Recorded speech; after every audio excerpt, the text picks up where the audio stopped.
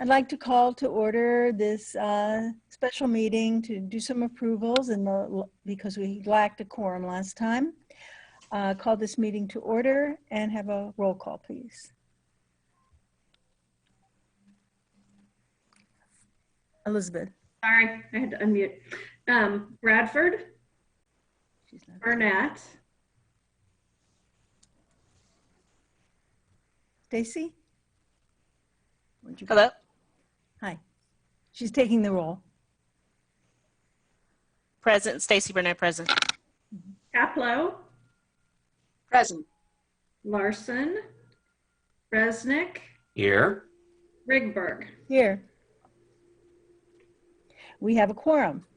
I would like to take a motion for approval of tonight's agenda. I'd like to move approval with one change. If we can move public participation after new business so that we get the approvals done just in case anybody needs to drop off. That's right. Do you have a second? Second. Thank you, Florence. We have a motion and a second to move the public participation to after the new business.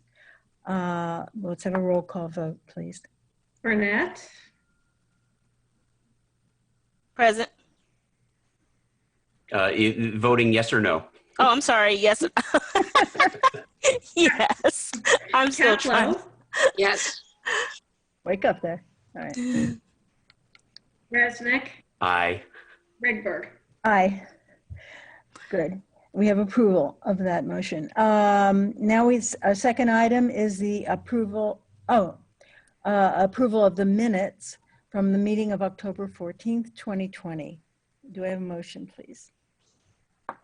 So moved. I second. Was that Florence? It was Stacy. Oh, Stacy. Okay. We have a motion by Pete, seconded by Stacy, to approve the minutes of October 14th. Is there any discussion? All right, let's have a vote on that, please. Burnett. Yes. Kaplow. Aye. Resnick. Aye. Rigberg. Aye. Now we have new business, the EEO workforce statistics. Elizabeth. So this was discussed last week, and I believe that Mr. Resnick had suggested that all of these could be approved for a 2-year period. The only thing that has changed is we did get additional information for Ring Central. Previously, they'd given us a very small number that didn't, I think, reflect the entire organization. So be happy to make a motion to approve 72-hour LLC for 2 years, Applied Pavement Technology for 2 years, Diggett of Champaign Inc. for 2 years, Homer Tree Care for 2 years, Ken's Oil Service for 2 years, and Ring Central for 2 years. Very good. Do we have a second? We have, excuse me, I'm not great with Robert's rules. Do we have discussion after the second? After Yeah. the second. Right. Okay, I can second. Okay. We have moved in a second. Is there any discussion of these recommendations? Well, I remember that at the meeting where we didn't have a quorum, we talked a bit about Ring Central. Did I just miss something? It just seemed like there were bigger issues with Ring Central than with the others. Yeah, so what happened was Ring Central sent us these workforce statistics that didn't make sense given not only where they were, but how big a company they were. They updated to include their full workforce statistics, which are much more reasonable. I asked Elizabeth before the meeting whether they indicated whether the numbers they first sent us were some group that was going to work on Urbana's stuff or, a particular office. They didn't make any such indication. If a particular office or a particular group happens to have limited diversity, that's a bummer. But I don't know that we necessarily need to dig much further, given that their overall workforce statistics are pretty reasonable. And so I went ahead and gave them the 2-year motion. And the only other two I think we also mentioned last week were Ken's Oil Service and Diggit of Champaign, which aren't great numbers, but they're so small that it's not clear what you could do about that anyway. So they fall under our guidelines for smaller than 15 employees. Anybody else like to comment on this? Okay, we'll take a vote. Burnett, Aye. Kaplow, Aye. Resnick, Aye. Rigberg. Aye.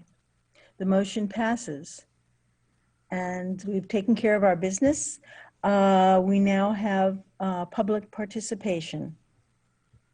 I think we have 2 raised hands there. Christopher Hansen. Can you hear me okay? Yep. Just fine. Hi, my name is Christopher Hansen. You guys have heard me speak a number of times. I have been addressing your board for probably most of the last year. And I kind of initially approached you in regards to resident access to some city services. And one of those that I named very specifically early on was the Urbana Civilian Police Review Board.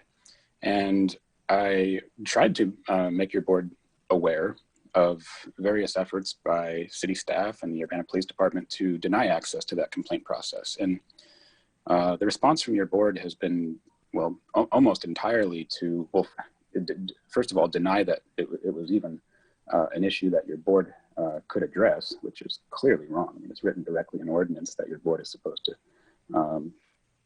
cope with and tackle various problems with the CPRB. And there's really been no resolution whatsoever to my attempts to rile some interest from the HRC in this problem. And then I've approached you about discriminatory hiring practices with the city. And we got a few steps into that, but now that's been denied. And I think it's really curious what's happening here. It's interesting because I've been trying to explain to the HRC that city staff are using various tricks, sleight of hand, delay, defer, disappear, any mechanisms they can think of to crush citizen access to city services that the residents of Urbana have a right to avail themselves to. So now you've got this letter from the city administrator, Carol Mitten, which hopefully very clearly evidences exactly the type of obstruction that I've been trying to describe to you, your board. And you have a decision to make, I guess. And maybe you see Carol Mitten's letter as just a letter, to me, denying my access. And maybe it doesn't concern you so much because that's kind of what it looks like. What this letter looks like to me is evidence that whenever the HRC does something that non-elected city staff don't like, they can just administratively crush it and say, nope, we're not doing that.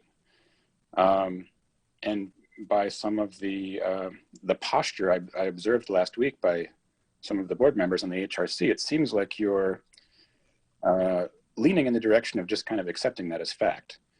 And I wonder what that's going to lead to. And if this is the posture of the city that we accept, that when they just don't like something the HRC does, they can just quash it administratively, then why bother have a board? I don't quite understand it. I mean, certainly it's going to be some of the more contentious issues that your board deals with are probably going to be the most important ones. So I just don't understand any of this. And it's so bizarre to read a letter that, says here, the HRC does not have jurisdiction over the city or its agents. Well, what do we consider the city's agents? I mean, doesn't the HRC meet on a regular basis to oversee the city's agents, the companies that the city contracts with? Isn't that like half of your job? So it's just very confusing. And well, I strongly encourage you to change your posture and make it clear to the city council and the city staff that you don't intend to just lie back with this kind of posture. It's not useful. So I strongly encourage you to make a clear statement to the city council that this is not acceptable.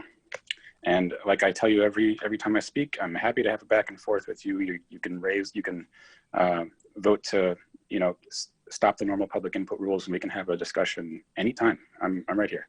Thanks. Thank you. Okay, does anyone else wish to speak? Tracy? John? Tracy? Hi, can you hear me? Yes. Okay, hi, I'm Tracy Chong from Urbana. Mhm. I just want to start by saying that you guys have been warned about the shenanigans that city staff and city leadership, especially City Administrator Carol Mitten and City Attorney James Simon, have been up to try to block transparency and accountability. And now you, the board, are having the same thing happen, where Carol Mitten is basically saying that your board is meaningless and powerless. At the November 10th special HRC hearing, it was a unanimous decision by the panel that the city's hiring practices need to comply with the Human Rights Ordinance with regards to discriminatory hiring practices. The panel also unanimously agreed that based on the current ordinance, the HRC does have jurisdiction over the hiring practices of the city. What's alarming is that Carol Mitten wrote a letter to HRC saying, which you guys received, saying that the city is disregarding the outcome of the hearing, and moving forward, this board has no jurisdiction to ensure the city follows its own anti-discriminatory policies. She then also says that the outcome of the hearing is void because of a technicality. So I want to know how you guys feel about this. I'm quite disappointed that after receiving the letter, you guys immediately softened your stance.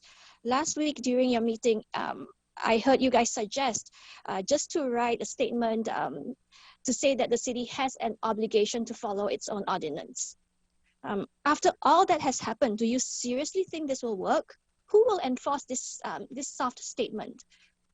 Besides that, it just makes no sense. You are adding something to the ordinance to say that you have to follow the ordinance. I mean, that does not have to be said. Something in the ordinance has to be followed. Isn't it alarming that the city's leadership can just void the outcome of any hearing if they don't agree with the outcome? Are you guys okay as the HRC to accept this kind of city leadership? What kind of example does it set for other city employees? I really hope you can comment on this. And lastly, I would like to say I'm also quite disappointed about the board members who don't show up for meetings, who are not on time. I think this is very disrespectful to the other members who show up, and also to the residents who tune in each time you have meetings. And I suggest that if board members cannot commit the time and energy, you guys should resign and let other people who feel the responsibility step in. Thank you.